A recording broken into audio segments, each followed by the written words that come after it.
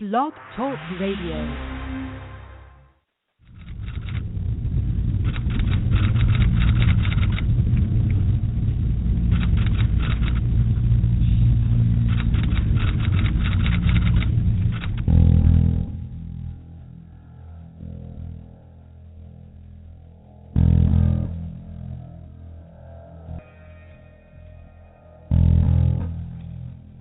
I appeared before the Congressional Committee to tell what I knew of activities which might lead to an attempt to set up a fascist dictatorship.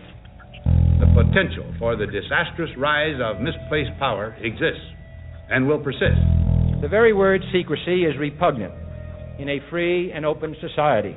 And we are, as a people, inherently and historically opposed to secret societies, to secret oaths, and to secret proceedings.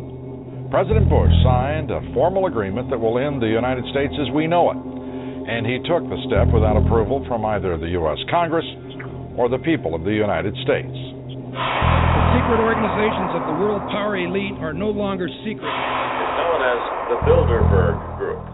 Could their objective be world domination? I'm Jim Tucker. I've chased Bilderberg for 30 years. I'll never give up the chase. Bilderberg's plan for the whole world is nothing less than world government. I'm not comfortable with that at all. Who elected these guys to run the planet? They are the elitists. They feel they should run the world for their own selfish interests. Now we can see a new world coming into view. A world in which there is a very real prospect of a new world order. Bilderberg is making great progress toward a world government, and only an educated, informed public can stop them in their tracks. David Rockefeller admits in his own memoirs that he wants to destroy the United States. He's a traitor! It's good to be back at the Council on Foreign Relations. As Pete mentioned, I've been a member for a long time and was actually a director for some period of time. I never mentioned that when I was campaigning for re-election back home in Wyoming. Let us never tolerate outrageous conspiracy theories.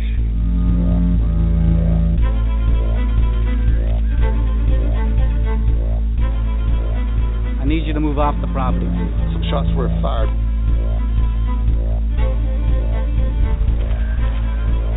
There's Bilderbergers right there.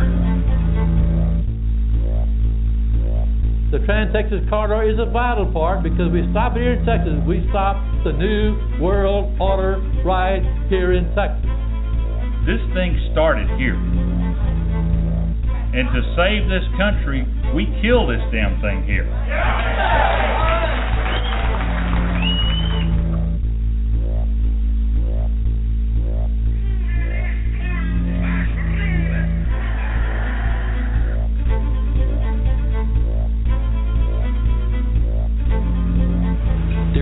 A chance for the President of the United States to carry out a phrase his father used, and that is a New World Order. Your New World Order will fall. Humanity will defeat you. The answer to 1984 is 1776. You're watching The Madness of a Lost Society. November 26, 2010. Black Friday revealed yet further evidence of the complete madness of the populace of our lost society. In case you didn't hear, the leaders of China and Russia. China and Russia said that they are renouncing the dollar. The best way to think of it is a ticking time bomb. At some stage, the dollar will fall sharply. Now, you might be saying, Neil, what the heck does this mean to me? As the dollar loses status as the world's reserve currency, as mystery missiles launch just off our shores, as North and South Korea take the world to the brink of war, as the TSA violates all measure of liberty and constitutional rights, and as the U.S. military itself prepares for the coming total economic collapse and breakdown of civil order, this is what Americans care about. Wanton, lustful commercialism, acting like animals fighting over trinkets made by human beings for slave wages. As you watch this horrific video, do you think any of these people own a single ounce of physical precious metal? Any gold? Any silver? Do you think that even one of them understands what the Federal Reserve is, or that the Fed is spending them into oblivion and economic slavery? Do you think even one among them has made any preparations at all for the day when there is no food on grocery store shelves? And do you think the morally bankrupt executives at Target or Walmart even care? This is what we've become. A decadent, mindless culture who, by virtue of this complete and willful ignorance, are now officially complicit in the crimes being perpetrated against us. Do you think these people who behave like animals, literally trampling each other over $198 laptops and $10 toasters, will even pause for a moment to consider their actions before they riot and burn entire cities when the days of hyperinflation finally arrive? When the grocery stores are bare, when they are truly desperate? This, my friends, is what a dumbed-down, morally bankrupt, completely broken society looks like, and this is how it behaves. No outrage over the bankers raping them. No outrage over their gutted industry. No outrage over their plundered dollar. Just blind, wanton stupidity. Just bread and circuses. The elite are social Darwinists, and they believe what they can get away with is fair game as long as we allow it. This is social engineering, and they've done it to us by design. They've turned us into animals that they can corral. We are no longer citizens in a republic safeguarded by our elected representatives. We are consumers feeding at a corporate trough managed by officials. Will you tell the American people to whom you lent $2.2 trillion of their dollars? Hundreds and hundreds of banks, any bank or that has access to the U.S. Federal Reserve System. Tell us who they are. No. If this is America, who will stop them? Our entire system is corrupt and needs to be dismantled and begun anew. But from what base? If what happened on Friday across America is any indication of the condition of the American populace, then our very foundations are built of sand. May God forgive us for what we've become and for what we've allowed to happen to our nation. And may those of us with the courage and sense to do it renounce this behavior and the monstrous marketing ploy that is Black Friday in its entirety. This, my friends, is not us. We are the Republic. We are the informed. We are the proactive ones. And it is our job to lift up those who are lost. And saving our Republic is a full-time job. May God bless the Republic.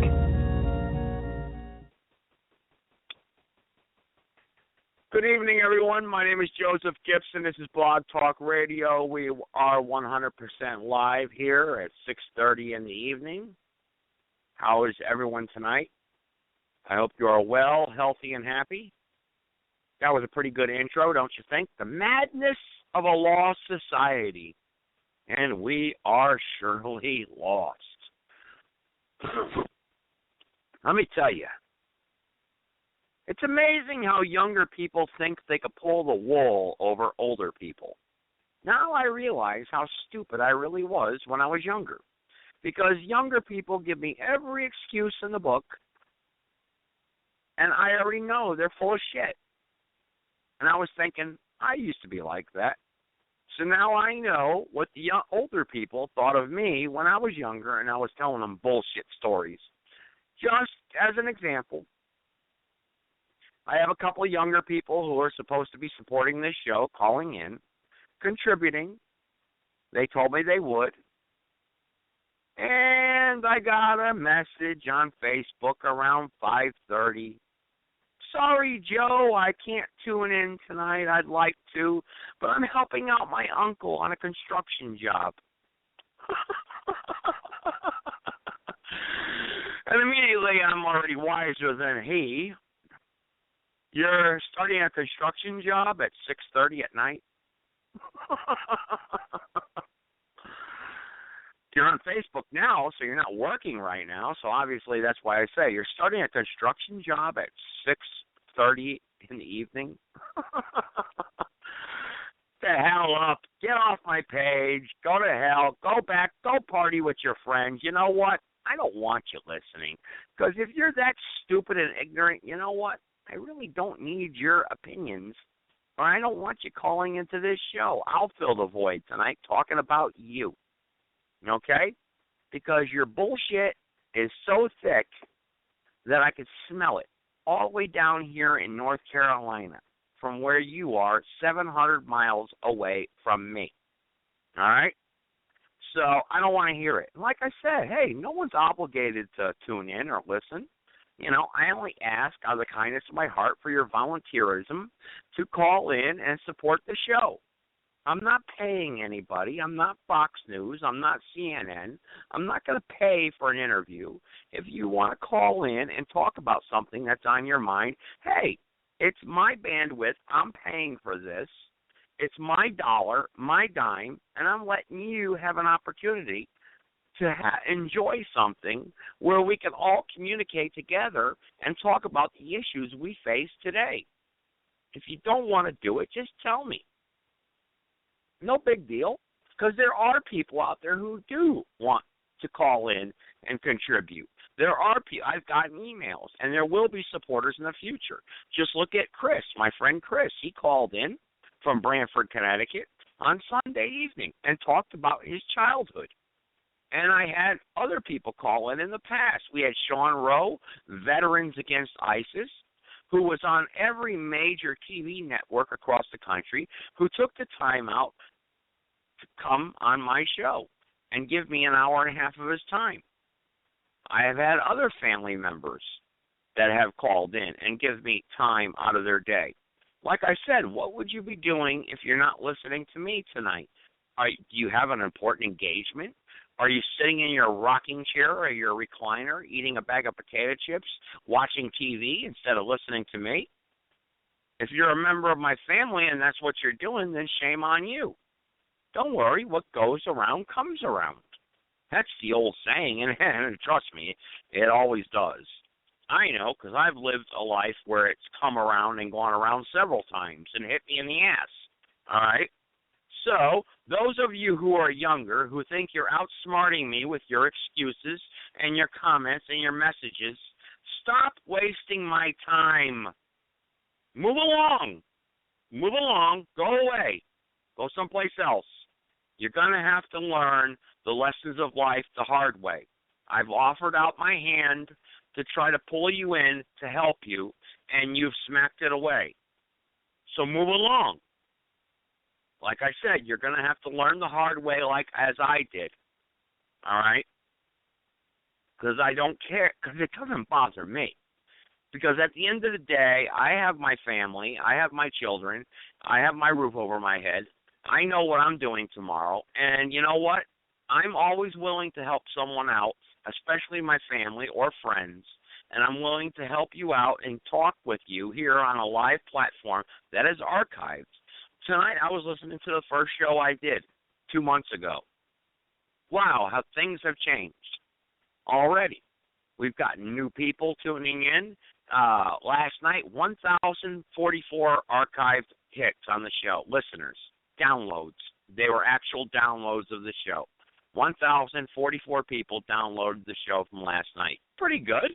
I mean, for somebody who's a nobody, who's talking about nothing, you know. So we're all here together, and we can contribute together. And those of you, like I said, who want to do other things and help someone you know for many years, who supposedly is your family member, and you refuse to call in and contribute, or you choose to do other things because you're friends and you want to go out bebopping and you got your cell phone so far stuck up your ass, so you can log on to this show at any time and you know what I'm saying because I post it on Facebook every hour for the first 4 hours before the show, okay? And those of you who don't want to log in and listen, that's fine. It's okay. Don't worry. But I'm letting you know right now, don't ask me for nothing. When we become a really big show and we really start helping people, because I'm going to remember, because payback's a bitch, and that's a lesson of life. What goes around comes around. To stand on your own sometimes and learn the lessons of life. I learned the hard way. If you ever read my book, you would know. You could pick up a copy of that book, Behind the Walls, by Joel Hodnett at Amazon.com. That is a scarcely, it's a little bit of an outline of how I grew up and what I did wrong and what I had to suffer and go through because I made so many mistakes when I was younger.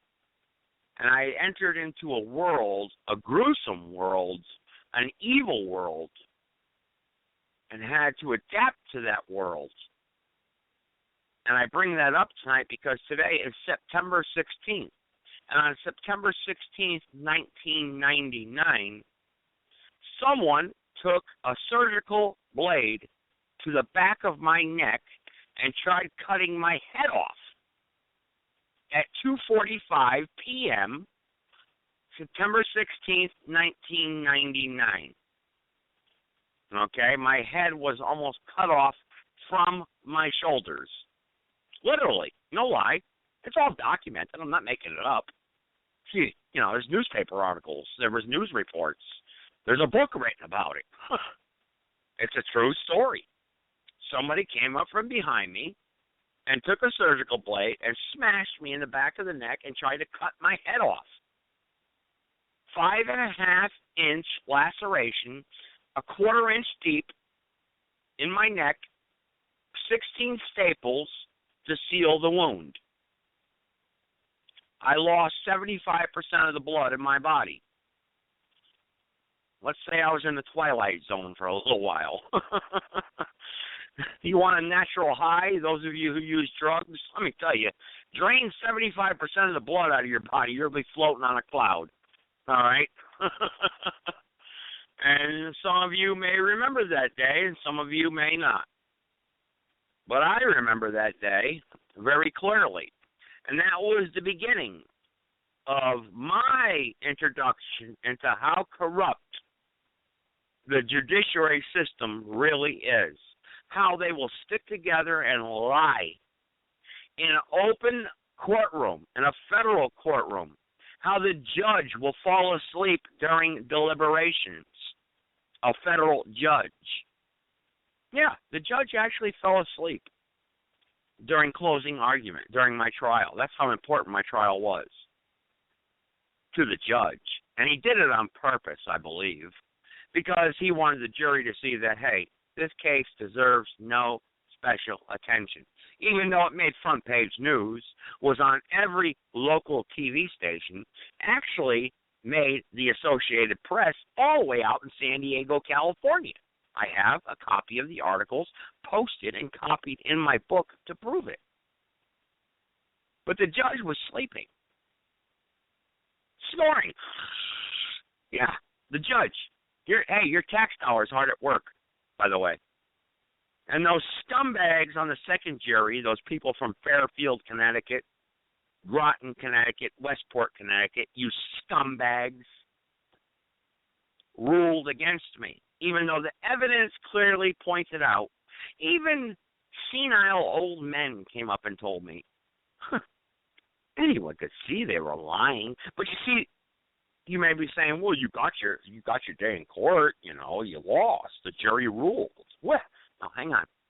I didn't get my day in court because the first trial was my day in court. That was the second trial I'm talking about.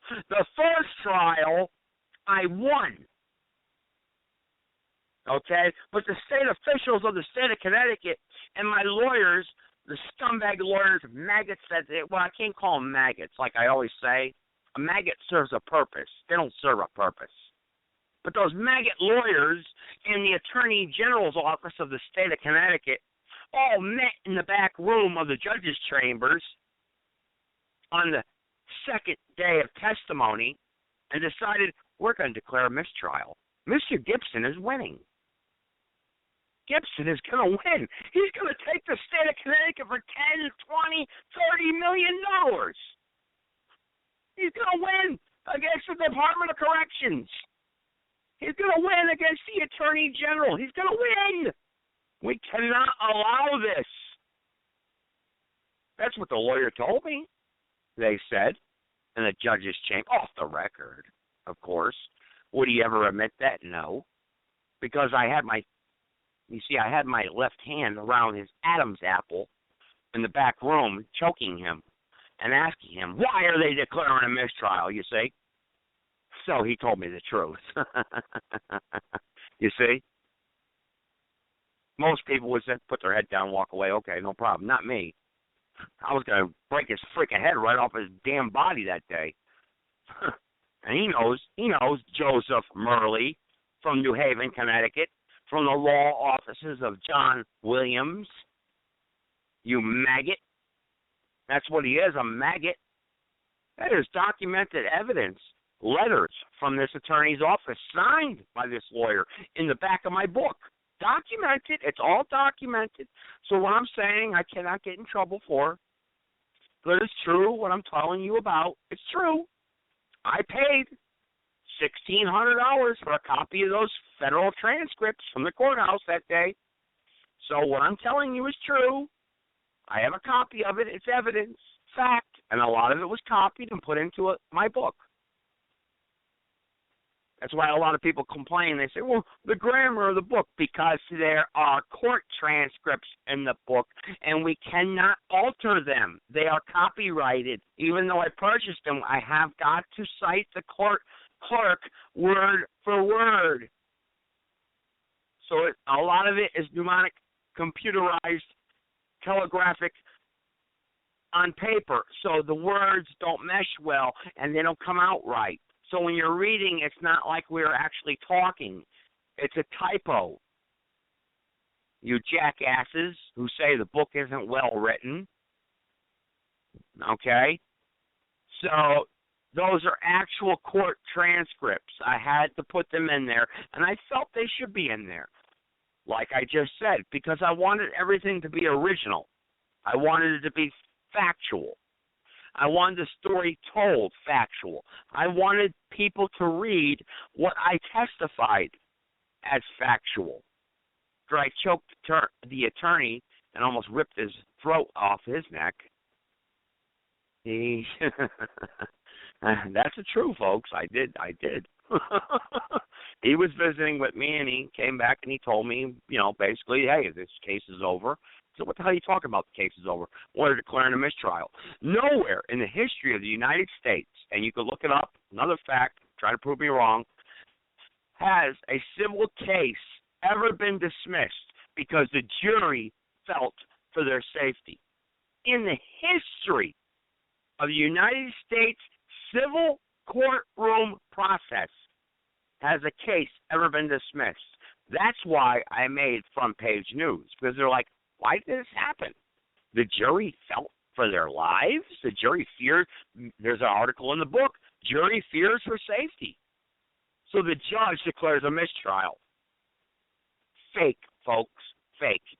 The judge declared a mistrial because I was getting ready to rape the state of Connecticut for $10, $20, $30, $40 million because one of the jurors got up on NBC News, the 11 o'clock news hour, the day of the trial, and said, hey, the Department of Corrections was lying. We knew that. We were going to rule in the defendant's favor. And they wouldn't have it. They wouldn't allow it.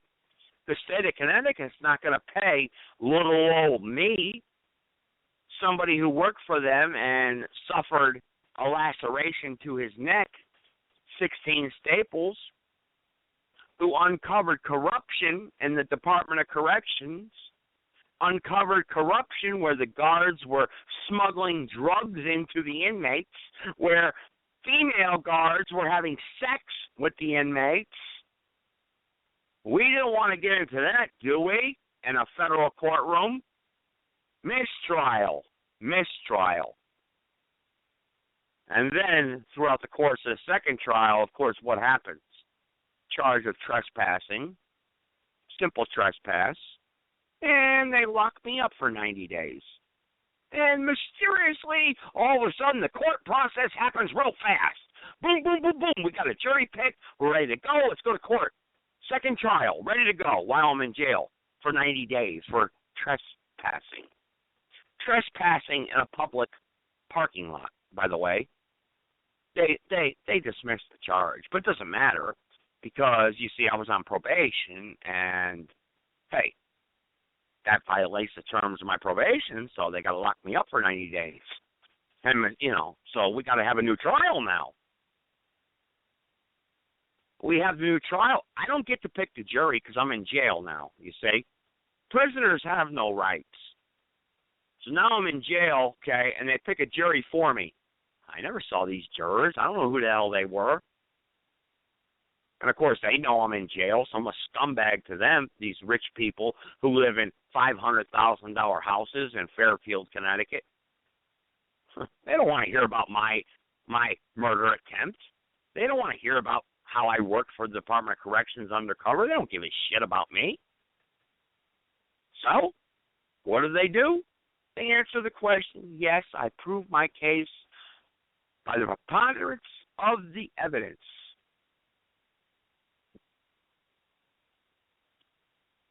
They answered number 2 and number 3 that Diefendorfer and Warden Brooks were not guilty, and end of story. End of story, folks. And that's the story of September 16th, 1999. And the trial actually commenced in March of 2005. And in between that trial, of course, I failed to mention another very important aspect of what happened to me. I was set up by the probation department in Meriden, Connecticut, Meriden AIC. And while this was commencing, my new trial was getting ready to be brought forward. Like I told you, I was locked up for 90 days. And what they did is they set me up and tried to kill me again, you see. 3 men knew I was reporting to my probation officer at 7 p.m. on March 31st, 2005. And 3 men, as I got out of my car, one guy put a gun to my head, pulled the trigger. But guess what? God was on my side that night. They pulled the trigger, and the gun jammed, mysteriously. Misfire. Ooh, I'm lucky. Well, there was 2 others, and the other guy was armed in front of me. He pulled out a knife and tried to cut my head off. I ducked because I do know how to fight, but I wasn't fast enough, so he plunged the knife into my chest. And it went out, basically out the other side of my body, and I almost died again, laying in State Street, Meriden, Connecticut, in front of my probation officer's office, bleeding to death. And that was the time where I saw death, because I pretty much died that night. That was March 31st, 2005. We'll talk about that on March 31st, 2005, if I'm still on the air. But today is September 16th, and I wanted to go into the confidential informant story. So, like I said, if you want to know about the true story, all you got to do is purchase a copy of the book. If you want to know inside details, then, you know, here I am. You can ask me any question you want.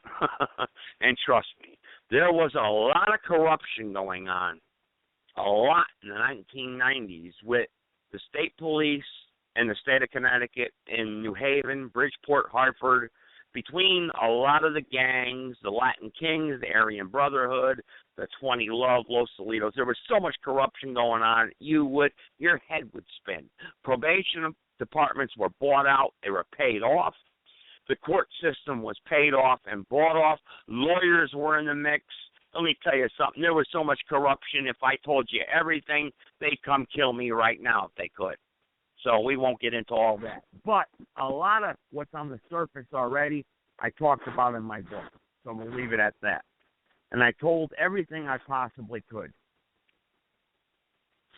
And like I said, September 16th, 1999, the bastard who came up from behind me and ran away after he chopped my head off almost, because I was still ready to fight. I tried going after him.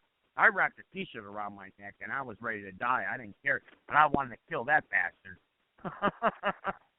You know? But anyway, that's another story. We'll get into that another night. But anyway, anyone who wants to call in and comment about that opening tonight, you can at 657-383-0616. Press 1, and I'll connect you. 657-383-0616. Press 1, and I'll connect you. And like I said, if you want to talk about the criminal justice system or how corrupt they are, or if you know about the story and what happened to me, you're more than welcome to ask me any questions.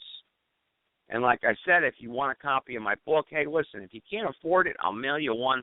I've got 300 copies sitting right here in front of me. I'll mail you one for free, okay? All you got to do is send me an email. JoeGibsonIsHome@yahoo.com, and I'll mail you one for free. All right? But don't lie to me and tell me you're broke and you really could afford one. You know, I don't like that because I have no way of knowing. Just be honest. If not, cough up a $20 bill and purchase it on Amazon.com, okay? I got someone who wants to chime in right now. Go ahead, Reedsville, North Carolina. Hey, go ahead. You're on the air. Hello, this is Bridget from Reedsville, North Carolina. Okay, Bridget, go ahead. Yeah, obviously our prison system does need work because you got people going in and out like it's a revolving door. So obviously they don't learn anything when they're in there, and they don't have enough programs to really inspire people who go in there to not come back. So, I mean, and of course it's corrupt, you know, they don't get things right. People that shouldn't get off for crimes get off for crimes, and people that shouldn't, that didn't, you know, that are, there's a lot of cases where people are convicted and they're actually innocent. And now some of them are being let out. Let me tell you about that, okay? The courtrooms are a bartering system. All right? It's a it's a casino basically. And whoever's got the most money walks. And it all depends on what you're charged with. Like you walk in there and you've been charged with 2 counts of third degree burglary and maybe a case of assault, just what have you. And if you got $10,000, you know, to pay for an attorney and you can pay $5,000 in fines, you know what, you're going to get off with a slap on the wrist and a little bit of probation. But if you walk in there and you're dirt poor, you're going to get a public defender, and they're going to bring you back and forth to court about 19 times before they finally offer you a sentence, and they're going to put you away for about a year or two for those same exact charges. I'm just using different financial scenarios. And what happens is when they put you away for that amount of time, you see, it's a money racket. They give you a docket number. They give you a CUSIC number. It's a CUSIC number. That's what it's called. Okay, and then you get an inmate number, and you're locked away in prison. And while that happens, you see, your Social Security number is actually frozen. And what happens during that time is that docket number actually is an account, and you're bringing money in. You're actually the state of Connecticut, for instance, where I was at. Those inmates are worth $29,000 at that time per year. That's what it costs the state. Now, taxpayers will say, it costs us $29,000. No. It does not. They have a system. They have the Federal Reserve System that prints the money. It does not. You're just charged those taxes because you're a slave, okay? And you have to pay rent to the king, all right? Because you don't really have to pay. What I'm trying to say is that there's no such thing as real money in today's society, and I'm going to kind of get off the subject now of the inmates, and I'm going way out there, and I don't want to confuse people. But your taxes don't pay for inmates behind bars, okay? Let's get that straight right now, all right? There's no such thing. Federal Reserve notes are not real money. You're not really paying, okay? They have a machine. Let's put it in simple, silly, childish terms. They have a machine that prints the money free of charge, okay? It's fake. It's paper. It's not physical money. It has no value, okay? It has no physical. It has no labor involved. It's paper. It's fake. It's a receipt. It's a receipt for your debt. And really, you know, because there's people listening that don't know about this probably, and they don't understand the Federal Reserve and everything. And really, you got to follow this show because we do talk a lot about this as time goes on. And people need to understand. And really, you need to a good show for people to watch or a good book to read is A Creature from Jekyll Island by, I think his name is Edward Griffith. And he breaks down what the Federal Reserve is all about and how they control the money and the monopoly. But anyway, back to the inmates and back to the prison system, Bridget. What else do you want to share on that? Well, I mean, I think it's ridiculous. I mean, I don't agree with drug use, but I think it's pretty ridiculous that you got people in there getting locked up for having like an ounce of marijuana or like something like that. I mean, I don't agree with drug use, but I don't know if that's exactly the way to go about it. I mean, if somebody has a problem, it would make more sense to send them to a rehab program, to me, than put them in a jail where they're not going to learn anything anyway. Because, like you said, if they make money off the prisoners, no wonder they want them coming back and forth. Well, that's right. But listen, okay, we have laws, all right, in this country. And if you break the law and you're caught with drugs, you have to go to jail. Okay, you're right. It's a little ridiculous, but at the same time, we have got to punish people for breaking the laws because we're a country of laws. So I see other people's argument on this also. Yeah, true. But however, my point of the matter is that, like you said, we're locking away in prison, but it's a game. Okay, this person. Okay, I was caught with an ounce of cocaine. I do 5 years in prison. Okay, it's against the law. Okay, I broke the law. We're a country of laws. Okay, but when I get out, I'm on probation and parole. My probation officer tells me I have to report 3 times a week at 3 o'clock in the afternoon. But at the same time, he tells me I have to get a job, a full-time job. Who the hell's going to hire me? Who the hell's going to hire me if I have to report to you 3 times a week at 3 o'clock in the afternoon? Where am I going to work? And I'm a convicted felon on top of that. So that's a condition of my parole and probation. And also, anytime he tells me I have to report to his office, I have got to be there. So if I do get a job, a full-time job, what happens when my parole officer calls me and tells me he wants to see me today at 2 o'clock? Am I supposed to go to my boss and say, sorry, boss, I got to leave? Do you think I'll be working there too long? So it's a big game. It's a racket. It's nonsense. It's bullshit. I mean, that's just one example of how the system is so stupid and broken down. And there are probation and parole officers out there because I dealt with many in my time. Listen, I told my parole officer in 2005, if I report to you, I'm going to be killed. I'm all over the freaking TV. My picture's all over Channel 8 and Channel 3. I'm all over the TV. I'm getting death threats at home. And you want me to report to a parole office that's located in downtown Meriden, Connecticut, right next to the Mills housing project that is loaded with gangs. Do you see my point? He's ordering me to report in evening time, dark time, at night, to his office in the middle of a gang and drug neighborhood. And there's a contract out on me by the gangs from that neighborhood to kill me. Why couldn't anyone see that? Common sense, right? But you see, why would the parole officer order me to do that? Because he was paid by someone in that office a lot of money to make me come there that night. And that was the second case that I brought up. And what I'm trying to correlate here, Bridget, is what you're talking about. The system is a corrupt bag of broken shells. It's all nonsense.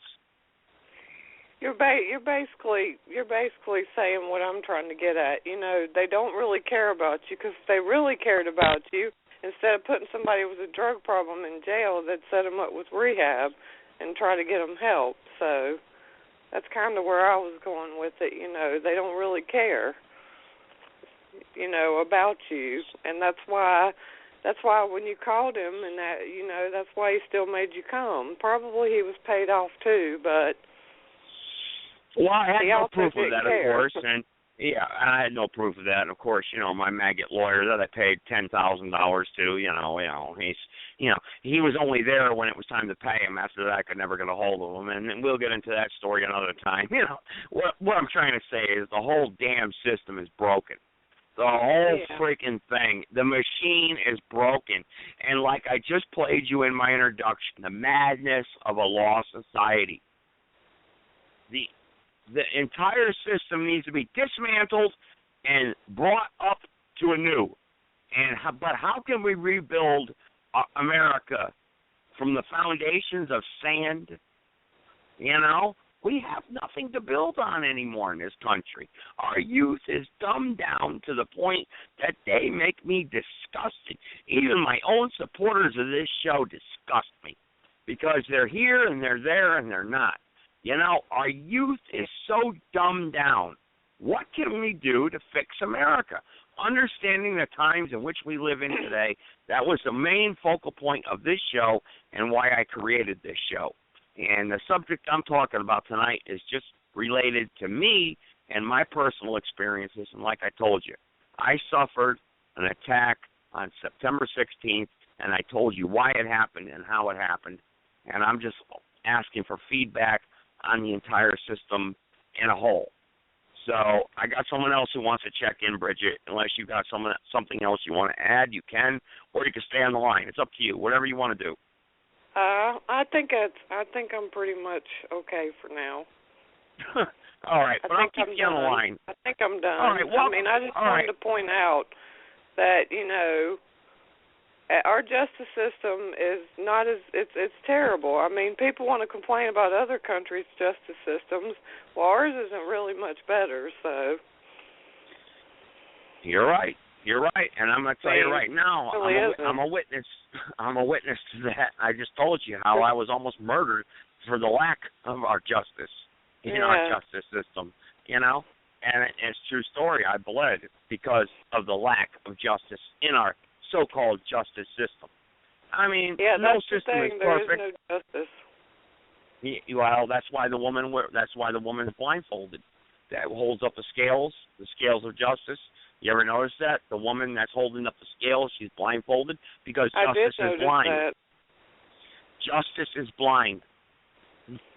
Anyway, okay, Meriden, Connecticut. Go ahead. You're on too now. Hi there. How am I sounding this evening? You sound pretty good to me. I can hear you. Okay. Excuse me, as I switched everything around. I think things are going just as they have planned. That's what I think. I don't think it's broken. I think it's a big plan. That's exactly what I think. Don't parole officers have the ability to, if you're supposed to report, say, never mind, you don't have to come today. You know what? I'll come to your house and see you instead. You know what? Meet me at McDonald's. Can't they do that? Yes, they can. They have that authority to do that. Yeah, I spoke to that guy on the phone that day, and I explained to him what was going on. And those are the suggestions I gave him. That one you're talking about over here on State Street. And he told me, he said, if you don't report, they're going to lock you up. Oh yeah. He said, that's right. I don't care what happens to him. I don't care what his attorney said. He's going to report here or I'm going to lock him up. That's right. And to further comment on your story, that day you reported, it's because you were supposed to report previously and you did not. So therefore, there were only 2 or 3 people that actually knew you were going there. That's correct. That's right. absolutely correct. I know that. Okay, well, that's what I wanted to say about that. Another thing I'll say about the judicial or court systems. First of all, lawyers belong to the Bar Association. Their loyalty is to the court, not to their client. That's where it lies. So they're there to represent you, yes, but their loyalty is to the court, not to you, the client. What do you think about that? Well, that's absolutely 100% true. That's true. They take an oath to the Bar Association, and the Bar Association is owned by the Queen of England. Okay? I know that sounds crazy, and you may laugh at that, but once you hire a lawyer, you're actually an infidel. You are in the custody of that lawyer, and you're not allowed to speak. You have anyone who has been in court for a traffic ticket or even a criminal charge, when you appear before that judge, your lawyer does your talking. You're not allowed to talk. You want to know why? Because you're an infidel. You're nothing. You're a zero. You're nothing. You are now in the custody of that court once you give up your right to be heard by hiring an attorney. Like you just brought up an interesting point. Yes, that's right. And as far as court goes, I've been to court a number of times for various things. And you go to court, it's you are to appear here at 9 a.m. blah blah blah blah blah blah blah. Well, years and years ago it was easy. You just walked through the door, walked in, and sat down. Nowadays, you got a line a quarter mile long. You got to stand and wait. Yeah. Right. Court never starts at 9. You're lucky to see a judge in there by 10:15. So what does everybody do? They know court's not going to start till 10:15, so you plan accordingly to get there at 10. And what do they pull some days? They'll show up at 8:45 and rearrest everybody that's not there. That's what they do. Right. That's true. But you know what? Yeah. But what we should do is do a show that which even you know about is what really is the law in America. These people are not the law. They're a municipality. And people just don't understand that. They think you're crazy when you talk about that. They don't understand that this is a de facto system. It's not a de jure government. De jure, de facto. Look up the words. This is a de facto. And we'll get back to what we talked about weeks prior. You're a corporate citizen, okay? Well, tell me something. When the CEOs of Walmart make a decision, does it affect you? No, unless you think it does, unless you think you're a part of Walmart because you shop there, and that's the same thing with the United States. You have no rights. They are the District of Columbia. They're a corporation. What they're talking about and what they're doing does not affect you directly. Indirectly, it does, because you are contracted in when you check that box. Yes, I am a United States citizen, okay? And people they just don't understand that they are a sovereign citizen, that they're a sovereign. And yes, people laugh at that, and you've been demonized by the media and everyone in society. But being a sovereign citizen and understanding sovereign rights is very, very important. You need to understand these rights, because how this country was founded is very important, because we are founded as a republic. We're not a democracy. Listen, a democracy is two wolves and a sheep voting on what's for dinner. Listen to what I just said. 2 wolves and a sheep, okay? The majority rules. How can the minority ever get any type of right or obtain any type of justice when the majority rules? And we have a society that's controlled by money. The majority can be bought off. So the minority will never I'm not talking about black people, minority. I'm talking about minority in a general sense of people. So get that thought out of your head, those of you who are thinking about that, okay, when I talk about minority. Because when people hear minority, they're talking about Puerto Ricans and blacks. No. That, I don't judge people that way. We're all one human being right now when I'm talking about sovereign citizenship, all right? So, Joe, what do you think about that, what I just said about being a corporate citizen and a sovereign citizen, and why it's so hard? And you're right what you told me. You walk into court talking about you're a sovereign, they're going to laugh you right out of there.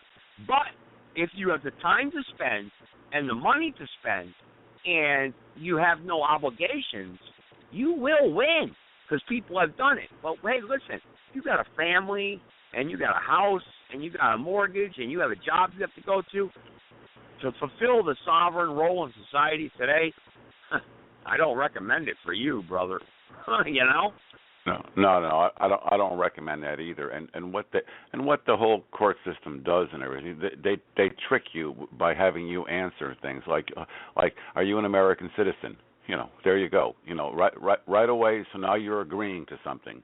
You're making an agreement with them, and it's not the United States, capital THE. You could say the United States, lowercase THE, and there's a big difference between that. And the federal government originally had control over Washington, D.C., 10 square miles, not the rest of the United States. But you're right. It's what everybody thinks and what everybody believes. And it would be much better if we controlled our own municipalities, like I mentioned before, with grand juries and more sheriffs going around.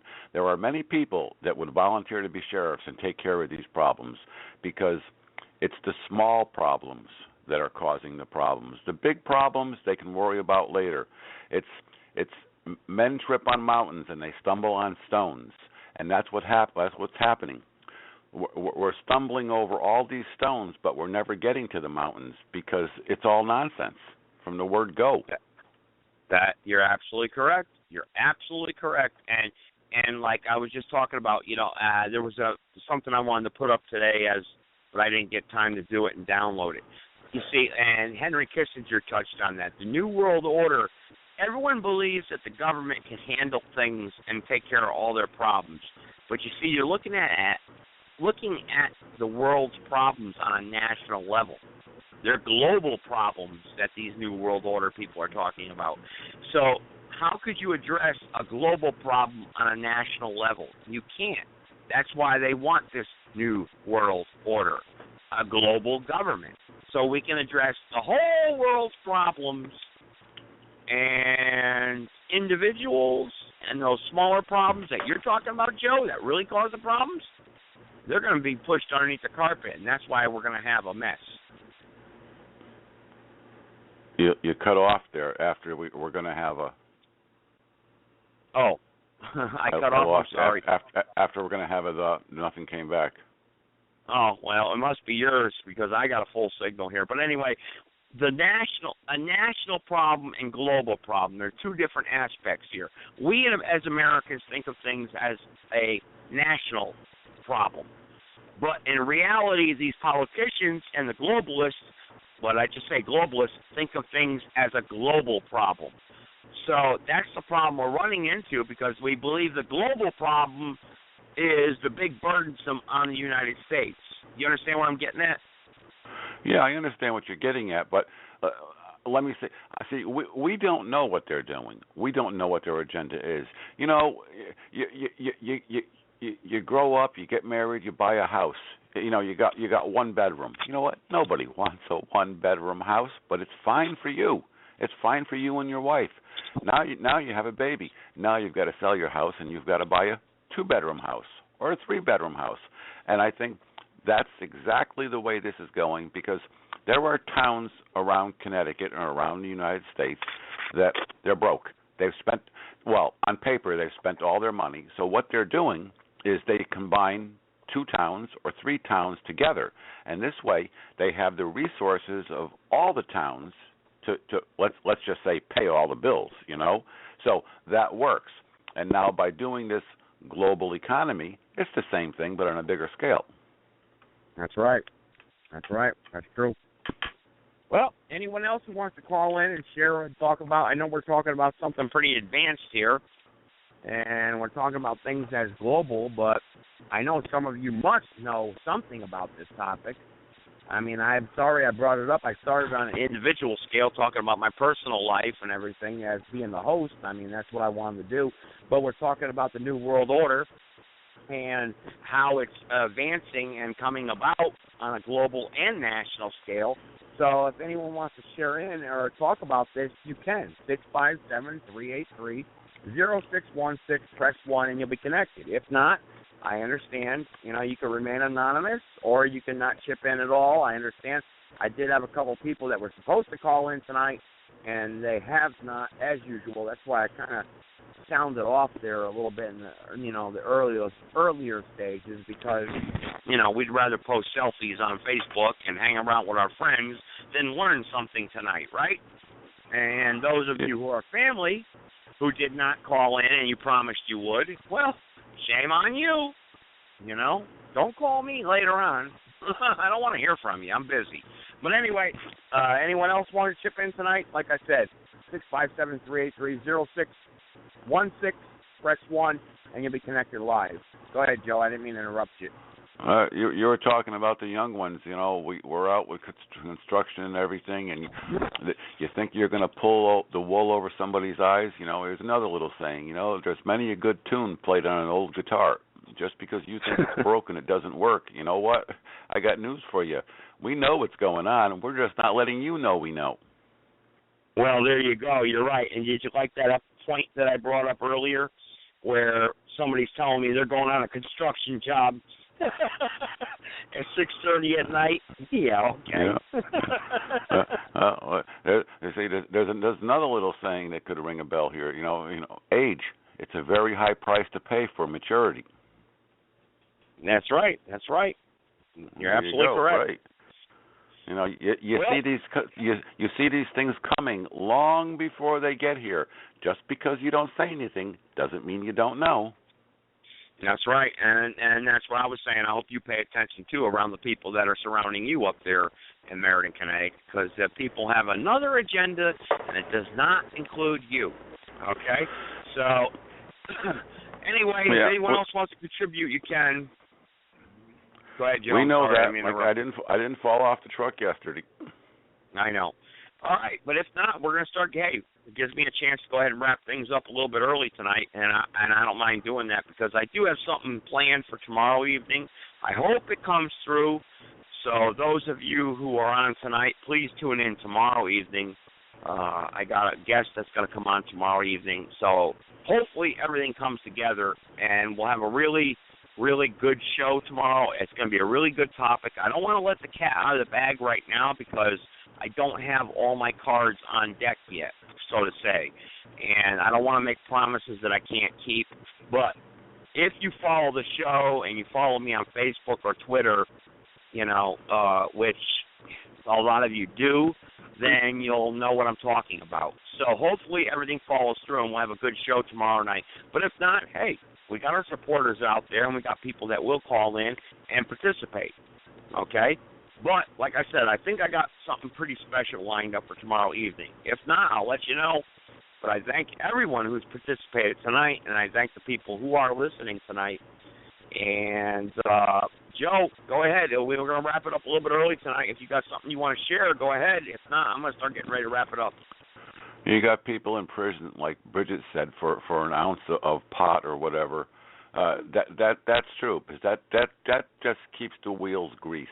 The United States government is the biggest importer and distributor of drugs anywhere.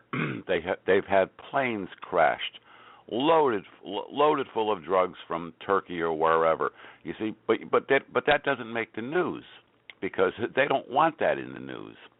And I was talking last night about Fox News and everything, that they're not required and they have no obligation to tell the truth for the news. They can make up any story they want. And I don't know about all the other news medias out there, but if you look up Fox News, they're an entertainment media site. That's what they are. Really? Entertainment. Really? That's what they're listed as, entertainment. And they have no obligation to report the truth. And there is no law that says they have to report the truth. And the stories are manufactured. Wow. I'm going to look into that. And all these stories, you got the Sandy hoax, you got the World Trade Centers, you got Boston, you got these. I'm not saying these things didn't happen. What I'm saying is they did not happen the way they're being reported. So but there are many things that go on out there that didn't happen, and they're complete fakes to push another agenda. But all these things we talked about here, I'm not saying they didn't happen. What I'm saying is it's not the way they're being reported. I mean, like we talked about 911 or 911, you'd have to be totally asleep and a fool to believe what you've seen on TV because it's physically impossible. Yeah, that's true. You're right. Well, But you can wrap it up. I can go because tomorrow's always another day. That's right. And like I said, I got some things that I want to plan on for tomorrow. I got some contact information. I've been doing a lot of research today. So tomorrow night's going to really be a good show. So unless someone has something they want to talk about tonight on their mind, then you're more than welcome to. 657-383-0616. Otherwise, I'm going to go ahead and get ready to wrap it up. And I appreciate the people that do support me and do continue listening every single night. Like I said, we are growing, and for those of you who promise you're going to listen and don't bother. Don't bother wasting my time, okay? And don't worry. We're going to be okay, all right? The people we listen. We do have a strong base right now. This show is growing in popularity. I do get about 10, 20 emails every day about the show and about things we do talk about, okay? So anyway, hey, listen, thank you, God bless, and take care. Good night. Tune in tomorrow night, 6:30 p.m. We'll see you.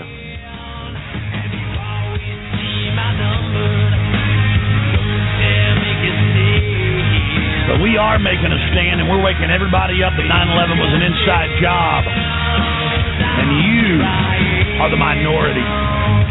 You are the cowards who don't know the truth. You're the people that serve this evil system. You're the people that serve a system that hurts innocent men, women, and children, not just Iraqis, not just Afghans, not just Africans, but the people right here in this nation. You serve a new world order that attacks and feeds on you. And I'm here to tell you that you will be defeated. Your hours are numbered. We've got the energy. We've got the life force. All you've got is evil backing you up. All you've got is greed and liking to look at yourself in the mirror. Because deep down, the New World Order is a pot-bellied, chicken-neck ninny. And all the armor and all the weapons are nothing. You are nothing compared to good. You are nothing compared to life. And you will be defeated.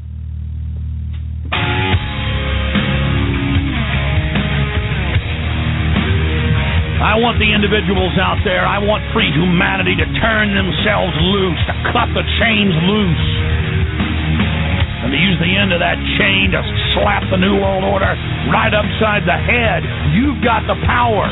You want to know who can defeat the New World Order? It is you. You're the individuals that are going to be able to defeat this system. You're the individuals that are going to be able to take down the New World Order. It doesn't matter if Ron Paul wins. It doesn't matter if they rig the election. What matters is that we're starting to stand up. We're starting to move.